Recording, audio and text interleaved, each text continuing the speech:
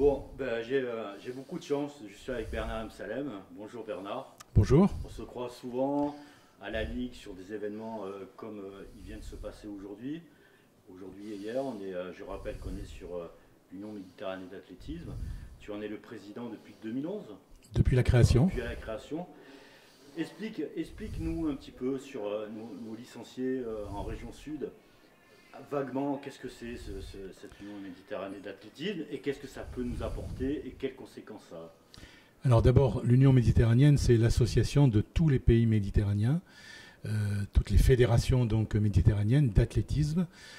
Nous avons 28 pays, tous les pays en fait. Et d'ailleurs, des unions méditerranéennes, il y en a dans d'autres sports, mais nous sommes la seule union méditerranéenne où nous regroupons 28 pays, parce que nous avons intégré Israël et Palestine, qui ne sont pas dans les autres associations. Et donc l'idée d'origine, c'était de créer une dynamique méditerranéenne autour de l'athlétisme, en organisant des événements. Donc nous avons créé un championnat outdoor réservé aux moins de 23 ans, parce que nous avons décidé d'investir sur la jeunesse. Dans le parcours de performance des athlètes, c'est un âge extrêmement important qui permet aux athlètes d'aller acquérir une expérience internationale de manière à poursuivre leur carrière jusqu'au plus haut niveau possible. Et donc nous organisons un championnat tous les 2 ans en extérieur.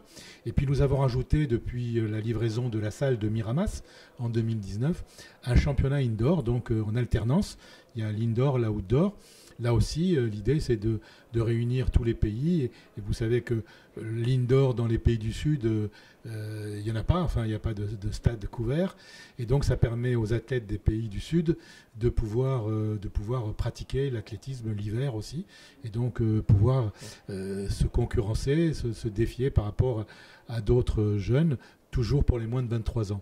Donc voilà. Et puis, au-delà de ça, c'est aussi d'organiser des événements autour de séminaires, comme on a aujourd'hui, par exemple, un séminaire sur le parcours de performance des jeunes athlètes, disons de moins de 18 ans à 23 ans.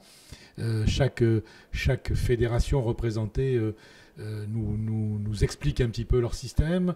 Et puis, comme tout le monde s'exprime de chaque fédération, donc c'est aussi une opportunité pour chacun peut-être de s'inspirer du bon exemple de telle ou telle fédération pour essayer de mieux détecter les jeunes et de mieux les accompagner jusqu'au plus haut niveau possible. Je suis le témoin, je peux le dire, je suis le témoin de ces échanges-là. Alors toi, tu as une entrée athlète avec l'organisation de championnats mais là, effectivement, quand on rencontre l'ensemble des présidents, que ce soit du sud de la Méditerranée ou du nord de la Méditerranée, il y a de vrais échanges et à travers ces séminaires-là, on voit vraiment la passion de ce sport-là qui transpire auprès de ces échanges et de ces rencontres-là. Bien sûr, et donc pour s'engager dans une fédération, quelle qu'elle soit, il faut être passionné, il faut s'engager vraiment. Et là, ces discussions, ces échanges, aujourd'hui nous avons eu des témoignages d'athlètes de très haut niveau, comme Renaud Lavilloni, comme Jenny Meadows, c'est une Anglaise qui a été une des meilleures de son époque, moins d'une 58 sur 800 mètres à l'époque, et puis de Vlasic, la Croate, qui a fait 2,08 m au 100 hauteur. Elle était à l'époque à 1 cm du record du monde. Donc ces témoignages sont utiles aussi. Ça permet d'entendre ces athlètes qui ont eu un parcours aussi, alors plus ou moins réussi. En tout cas, eux l'ont réussi au plus haut niveau, mais en expliquant aussi toutes les difficultés qu'on peut avoir pour faire une carrière de haut niveau quand on fait des études supérieures. Par moments, c'est difficile de faire les deux. Et donc, ça permet aux fédérations de réfléchir à toutes ces questions-là et peut-être travailler sur un meilleur accompagnement de ces jeunes catégories dans le futur pour les préparer pour les grands événements. Merci beaucoup Bernard. C'est moi qui te remercie. Et à très bientôt. Au plaisir de te revoir. Plaisir. Voilà.